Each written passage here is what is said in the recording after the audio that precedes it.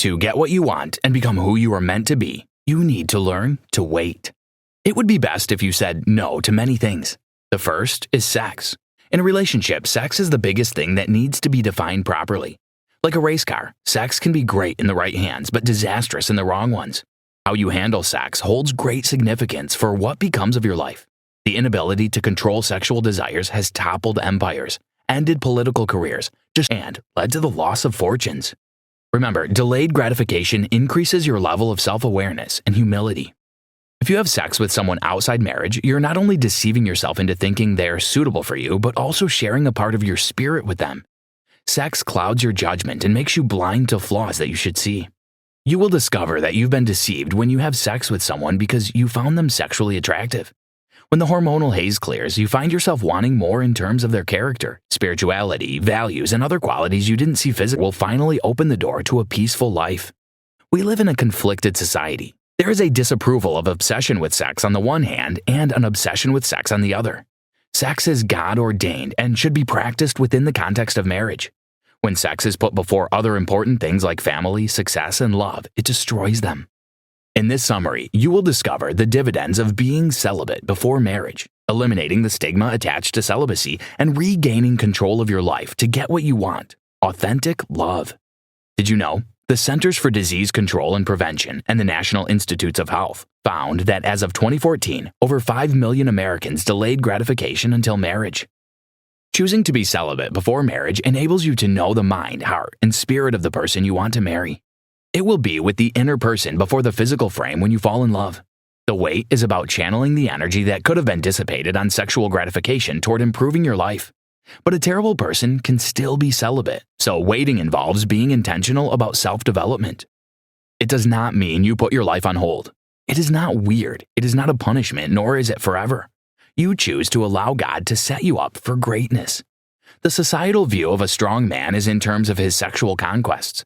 For a woman, it is the number of heads she can turn with her sexuality. The result has been objectification of both sexes, emotional trauma, STDs, and unplanned pregnancies. Yet, we refuse to be celibate because we feel it is impossible. Instant gratification is winning in the battle against delayed gratification because our belief system is wrong. For instance, the belief that celibacy before marriage is extinct is false. The CDC and NIH statistics show that just 3% of American adults abstain from sexual activity before marriage. Celibacy enables you to own your feelings and discipline your mind to know that the sexual part of your relationship can be optional. You get the power to decide when, how, and with whom you have sex instead of feeling helpless and powerless against the urge. Sex is good, and you shouldn't mistake celibacy before marriage to characterize sex as a thing to be avoided. This mentality makes you lose the purpose of chastity altogether. It will make you live in denial or hatred of your sexual urges, which may lead to marital problems. Have a godly understanding of sex and choose celibacy before marriage for the right reasons. Shame and fear of judgment are wrong reasons to be celibate. Celibacy is abstinence from sex with a purpose. Often, people think celibacy and abstinence are the same. They're not. Abstinence is the absence, but celibacy is refraining from something for a reason. A person may abstain from sex because they're not in a relationship. Still, a celibate person will not have sex even if they're courting someone because they have made a vow to God to delay sexual gratification till they marry. Celibacy doesn't just ignore sex. It acknowledges its power and your desire for it so that you can compare the cost of having sex with the benefits of abstaining till you marry. The wait has blessings attached to it. To reap these blessings, you need to wait until marriage. When you practice waiting, you can gain a healthy perspective on life. In a world of instant messaging, instant coffee, fast food restaurants, and patience has become rare. When you wait until you're married to have sex, you get more benefits than anticipated. This choice will refine your perspective on things unrelated to sex, since you've been able to tame one of the strongest human urges. Don't forget that putting God first and making Him the foundation of your relationship enhances your quality of life. Without God's help, the strongest grow weary and weak eventually. After a series of failed relationships, there will be a gradual erosion of courage to start a new relationship. On the contrary, waiting for your first sex fuels you with the energy to carry on and surmount obstacles until you achieve your objective. Waiting for what you want floods your life with potential energy. Devon Franklin. A famous experiment that shows the dividends of delayed gratification is the marshmallow test of the 1960s conducted by Stanford University professor Walter Miskow. The study revealed that children who could keep their desires in check for a greater reward did better in life than those who succumbed to the desire for marshmallows. Waiting is a skill that you can learn. It will make you selective and desirable. The secret is to make sure your reason for waiting is to please God. The wait takes you into the discomfort zone where real growth happens. Embracing the wait is entering uncharted territory and getting out of the comfort zone. Therefore, it is vital to normalize celibacy to become the best version of yourself. Real growth happens in the discomfort zone. Remember, practicing the wait brings healing from the physiological and psychological wounds sustained from lost loves. The wounds include depression, sexually transmitted diseases, painful breakups, or unplanned pregnancies. Some of these wounds are temporary, while most of them are permanent. Yet they come from the same source: instant gratification. The waiting period is a time for creating positive habits and exercising control over your impulses. You experience healing and clarity and carry out a self-assessment that opens the door to peace, love, and wisdom. You learn to exercise faith in God and trust Him to take the wheel of your life. Choose personal growth over personal entanglement. Instead of forcing results, choose to wait for God's timing. Those who are thoughtful and patient will prevail over those who are not. The wait is about choosing to not repeat mistakes of the past. Instead, you receive the power to become more patient. Be yourself around the other person. Have a safe haven from life's troubles and be free of the guilt from past mistakes. Waiting will benefit your finances as well. You become free from the consumer culture and save more money by focusing on long-term goals. By forming concrete benefits, you boost your ability to wait. Beyond becoming the person God wants you to be, you need to have tangible goals to achieve from being celibate before marriage. The wait teaches you to find pleasure in the right places. There's a constant battle between the flesh and spirit pleasures. Fleshly pleasures are mostly short-term, external experiences, SEEC, while spiritual pleasures are long-term internal processes, or LIP.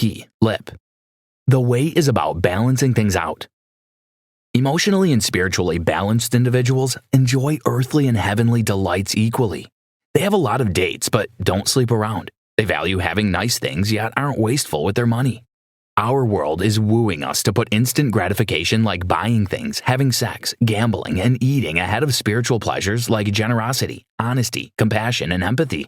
Investing time in finding the balance between the flesh and the spirit leads to a more enjoyable life. Keep in mind that when you satisfy the flesh, you will find these desires less desirable, but spirit-led decisions strengthen you and make you want to do more. You will regain control of your choices and make decisions that will empower you to deal appropriately with unexpected seasons of life. During the waiting period, you learn to ask questions like, how can I prepare for unexpected outcomes? In what ways did I contribute to the failure of my last relationship? What behaviors do I repeat? Am I feeding my flesh over my spirit? Do I attract the right people for me into my life? What negative emotions do I struggle with? Are there traumas that I have not correctly healed from? To make waiting easier, surround yourself with the right people. When people who find patience pleasurable are in your life, you are more likely to embrace the virtue. Waiting saves you from the painful outcomes of instant gratification. It helps you know the people who are true friends. You'll be able to identify the things that make you want to give up waiting. Your thinking will be objective, and you will have honest conversations about the things that matter to both of you. When you stop jumping from one relationship to another, you can discover God's plan for you and your identity in Him. This realization will build your self-esteem. Also, there will be fewer scandals or unnecessary expenses in your life. You'll relate with people based on your moral principles rather than trying to conform to worldly standards.